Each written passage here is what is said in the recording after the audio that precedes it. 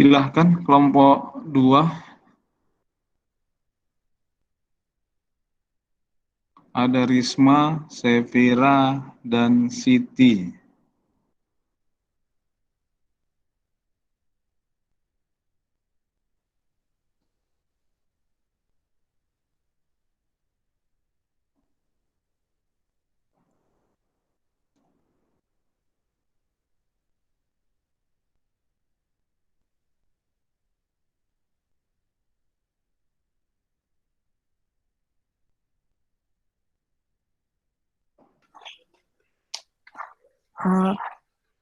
Pada CBR kami menggunakan buku yang berjudul Ilmu Kealaman Dasar.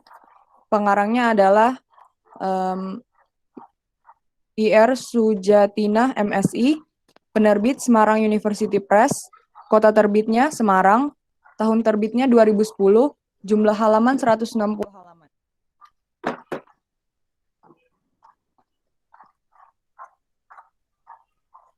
Pada bab pertama bab pertama merupakan pendahuluan. Pada bab ini penulis membahas tentang ilmu pengetahuan yang mengkaji gejala-gejala dalam alam semesta, termasuk bumi, sehingga terbentuk konsep dan prinsip.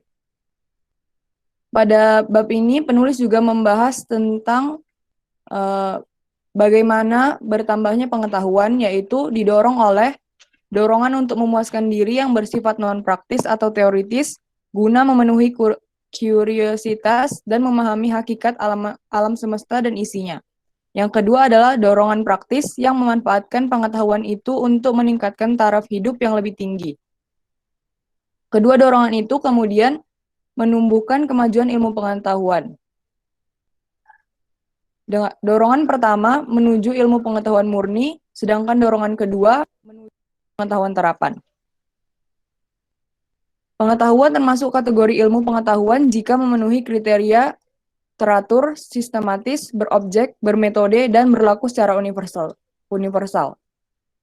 Kemudian pada bab kedua membahas tentang alam pikir manusia dan perkembangannya. Pada bab ini penulis menyatakan bahwa jika tubuh manusia dibandingkan dengan tubuh hewan tingkat tinggi lainnya, maka tubuh manusia lemah. Namun rohani manusia, yaitu akal budi dan kemauannya sangat kuat, sehingga dengan akal budi dan kemauannya itu manusia dapat mengembangkan ilmu pengetahuan dan teknologi. Akal budi manusia juga menyebabkan rasa ingin tahu yang dimilikinya tidak tetap sepanjang zaman, namun terus berkembang.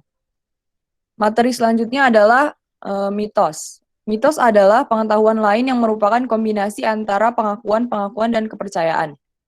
Mitos bertujuan untuk memuaskan rasa ingin tahu manusia, karena pada saat itu rasa atau penalaran belum terbentuk, yang bekerja hanya daya khayal, intuisi, atau imajinasi. Materi selanjutnya adalah ilmu dan metode keilmuan atau ilmiah. Penulis menjabarkan ilmu pengetahuan sebagai pengetahuan yang mempunyai ciri-ciri tertentu. Salah satu ciri keilmuan adalah landasan ontologis, yaitu landasan yang didasarkan pada jawaban yang diberikan oleh ilmu terhadap pertanyaan-pertanyaan apa, bagaimana, dan mengapa. Kemudian penulis juga menyebutkan beberapa tokoh-tokoh Yunani yang telah memberikan sumbangan perubahan berpikir. Beberapa di antaranya adalah Anaximander, Anaximenes, Herakleitos, Pythagoras, Demokritos, Empedokles, Plato, Aristoteles, dan Avicenna. Selanjutnya, bab ketiga membahas tentang perkembangan dan pengembangan ilmu pengetahuan alam. Penulis menyebutkan bahwa metode ilmiah adalah gabungan antara paham rasionalitas dan paham empirisme, yaitu merupakan cara dalam memperoleh pengetahuan secara ilmiah. Kerangka dasar prosedur proses kegiatan ilmiah yakni penginderaan, penemuan atau penentuan masalah, pengajuan hipotesis, eksperimen, dan teori. Segala kebenaran yang terkandung dalam ilmu alamiah terletak pada metode ilmiah. Kelebihan dan kekurangan ilmu alamiah ditentukan oleh metode ilmiah. Maka, pemecahan segala masalah yang tidak dapat diterapkan metode ilmiah tidaklah ilmiah. Pada bagian ini, penulis juga menyebutkan beberapa keterbatasan dan keunggulan metode ilmiah. Materi selanjutnya adalah mengenai bidang ilmu alamiah. Penulis menyebutkan bahwa yang menentukan bidang ilmu alamiah adalah metode ilmiah, karena bidang ilmu alamiah adalah wahana di mana metode ilmiah dapat diterapkan. Sebaliknya, bidang non-ilmu alamiah adalah wahana di mana metode ilmiah tidak diterapkan. Selanjutnya, penulis membahas tentang filsafat ilmu alamiah yang terdiri dari vitalisme, mekanisme, agnotisme, dan filsafat Pancasila. Pembahasan selanjutnya mengenai ilmu pengetahuan sains yang terbagi menjadi 3, yaitu ilmu pengetahuan sosial, ilmu pengetahuan alam, dan ilmu pengetahuan bumi dan antariksa. Bab selanjutnya akan dibacakan oleh Syefira.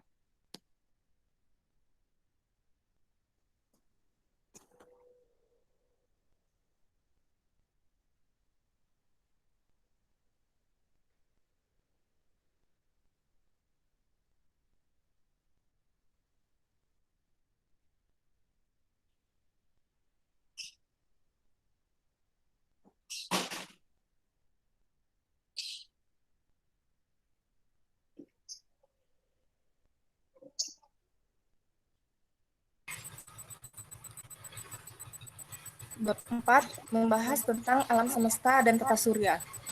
Alam semesta adalah ruang dan benda-benda langit yang ada di dalamnya yang terdiri dari mikrokosmos dan makrokosmos. Ada beberapa teori tentang terbentuknya alam semesta, yaitu salah satunya teori keadaan tetap dan teori dentuman besar atau Big Bang teori. Materi selanjutnya pada bab ini yaitu tentang tata surya. Dan pada bab 5 membahas tentang anekaragaman makhluk hidup dan persebarannya. Materi pertama adalah biosfer. Biosfer adalah suatu tempat tinggal tempat makhluk hidup melangsungkan hidupnya serta sistem hubungan antara makhluk hidup dengan materi dan energi yang mengelilinginya. Materi kedua adalah tentang evolusi kehidupan. Dalam teori ini dikatakan bahwa makhluk yang mula-mula adalah sangat sederhana tingkatnya yang bersel tunggal dan hidup dari bahan anorganis sehingga tergolong tumbuhan. Dan materi terakhir pada bab ini membahas tentang evolusi manusia. Bukti-bukti adanya evolusi yaitu sifat dari ordo primata yang memiliki persamaan dengan manusia, penemuan fosil kera Afrika yang dianggap telah berevolusi menjadi manusia, penemuan Homo erectus, penemuan fosil-fosil manusia, Neanderthal yang mempunyai ciri-ciri agak modern dan manusia modern. Pada bab 6 membahas makhluk hidup dan ekosistem alam. Materi pertama pada bab ini adalah ilmu lingkungan. Ilmu lingkungan integrasi berbagai ilmu yang mempelajari hubungan makhluk hidup dengan lingkungan yang memiliki berbagai disiplin ilmu, yaitu sosiologi, epidemiologi, kesehatan masyarakat, planologi, geografi ekonomi, meteorologi, hidrologi, pertanian, kehutanan, perikanan, dan peternakan. Materi kedua yaitu ekologi sebagai dasar ilmu lingkungan. Ekologi merupakan ilmu yang mempelajari interaksi makhluk hidup dengan lingkungannya sehingga ilmu ini dijadikan sebagai dasar ilmu lingkungan.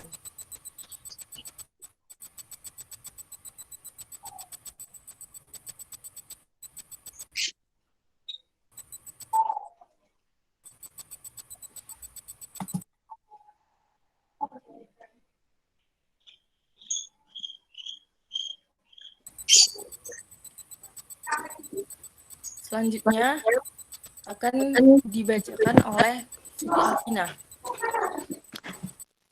Selanjutnya bab 7. Pada bab ini membahas tentang sumber daya alam dan lingkungan. Lingkungan yang diharapkan manusia adalah lingkungan aman dan menyenangkan dan memiliki stabilitas ekosistem yang baik. Kemudian, sumber daya alam terbagi menjadi 2, yaitu pertama biotik atau hidup, misalnya hewan dan tumbuhan, dan sumber daya ini dapat diperbarui. Yang Yang kedua adalah abiotik atau tidak hidup, merupakan sumber daya alam yang tidak dapat diperbarui seperti minyak bumi, barang tambang, atau mineral seperti batu bara, tembaga, nikel, dan lain-lain. Kemudian pada bab 8, bab ini membahas tentang ilmu pengetahuan alam dan teknologi bagi kehidupan manusia. Ilmu kedokteran dan ilmu farmasi atau obat-obatan merupakan cabang dari biologi sebagai ilmu terapan, dan kemudian pakaian, jam tangan, pensil, atau pulpen yang biasa kita pakai adalah hasil dari teknologi. Teknologi adalah cara bagaimana manusia berbuat atau melakukan sesuatu untuk memenuhi kebutuhan dengan mudah dan efisien.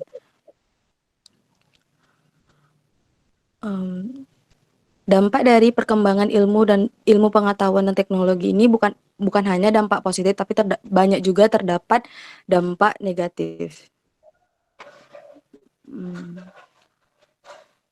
Bab 9 membahas tentang perkembangan teknologi.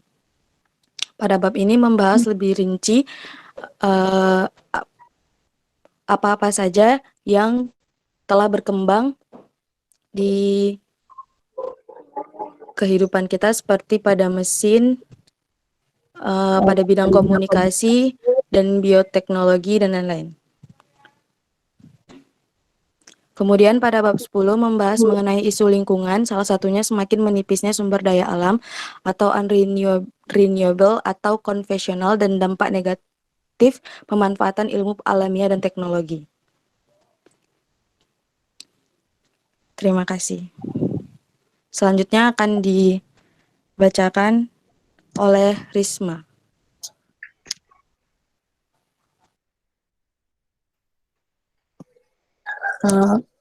Setelah membaca dan menganalisis buku ini, kami menemukan beberapa kelebihan kekurangan.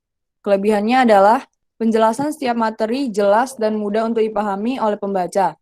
Kemudian pada setiap akhir bab terdapat pertanyaan yang dapat menguji pemahaman pembaca. Kekurangannya adalah ada beberapa materi yang perlu diperbarui. Kemudian penulis tidak mencantumkan gambar dan hanya ada huruf tidak beraturan yang seharusnya menjadi tempat gambar tersebut dimuat. Kesimpulan dan saran akan dibaca oleh Chef Vira. Kesimpulan dari buku ini adalah, dalam ilmu alamiah dasar terdapat konsep ilmu tersebut, alam pikir manusia, perkembangan ilmu pengetahuan alam. Alam semesta merupakan ruang benda langit yang di dalamnya terdapat tata surya, di mana terdapat planet bumi di dalamnya. Di dalam planet bumi terdapat keanekaragaman makhluk hidup serta ekosistem alam. Sumber daya alam terbagi menjadi dua, biotik atau hidup dan abiotik atau mati. Biotik merupakan sumber daya yang dapat diperbarui seperti manusia, hewan, dan tumbuhan. Kemudian abiotik merupakan sumber daya alam yang tidak dapat diperbarui seperti minyak bumi, barang tambang, dan atau mineral. Kemudian ilmu pengetahuan dan teknologi sangat penting untuk kehidupan, mulai dari sandang, papan, pangan, dan lain-lain. Semuanya berhubungan dengan teknologi. Selanjutnya saran akan dibacakan oleh Siti Alvina.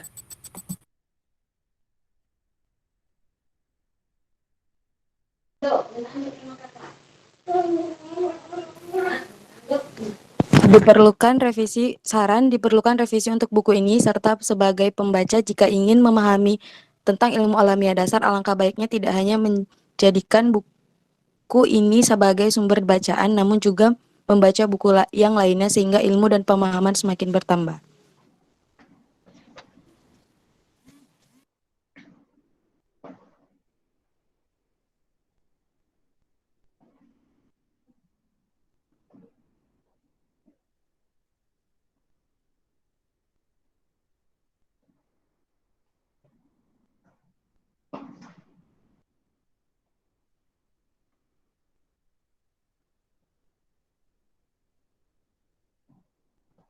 Baik, kelompok 2, apakah sudah selesai? Sudah, Sir. Oke, terima kasih untuk kelompok 2.